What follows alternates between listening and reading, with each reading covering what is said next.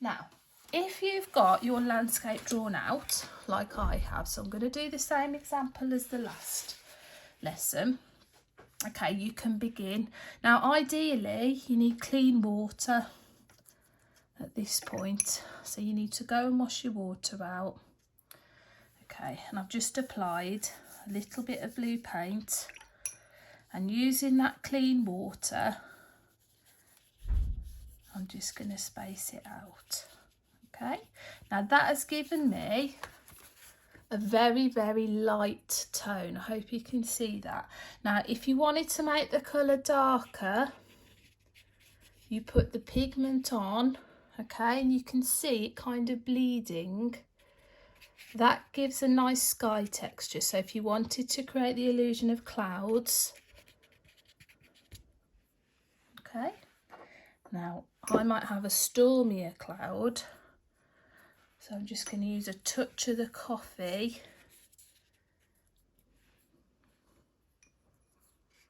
and then I'm just going to blend it with a little bit more water to create that bleeding effect. Okay, so the wet on wet effect creates a very soft texture, so that is very good to use in the background. So remember, sky is the background, trees are the middle ground, and grasses are the foreground. So I'm starting at the back of my painting and working my way forward. Now you can see this has dried a little bit. If you need it to dry more before we start painting this tree, you can just use a hairdryer. Okay, so looking at my photograph, okay, I can see this tree is quite a dark tone, so I know I'm going to have to use some coffee. I know I'm going to have to make a green. Okay, and then I'm going to use some of the sky colour for some of the things that are slightly more in the background, like the mountains. Okay, so what I'm going to do, I'm just going to use my plate. Okay, at school we use tiles, but this is the same effect. This will wash off.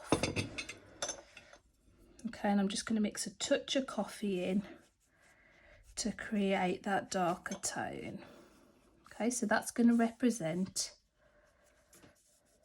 the mountains in the background.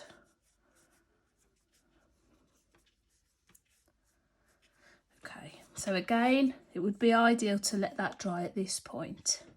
Okay, so I'm going to mix a little bit more coffee into that blue now, and we're going to have a little bit of red. It's probably a better idea not to take your brush over your work in case it leaks. And then I'm going to start to paint the tree.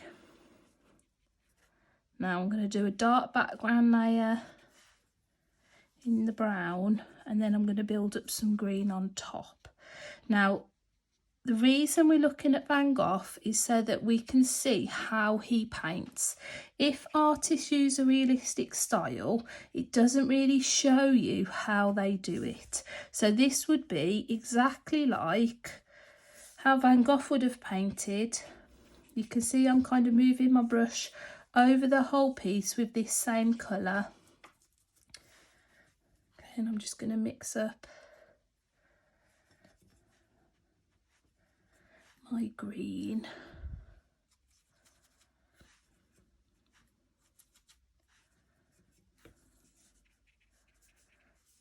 Okay, now ideally each of these layers needs to dry so that they're not bleeding into each other.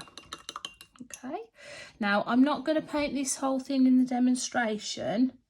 I'll show you what it looks like at the end, but what you might do is put what we call a wash, so that's a background colour, onto that nice yellow field. Okay, now I could cheat a little bit and use some of my watercolours if I wanted some different colours that I can't make, but I'm going to stick with the beetroot juice to create those orangey tones.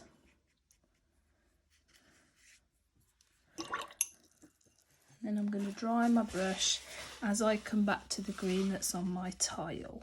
So that has given me a background.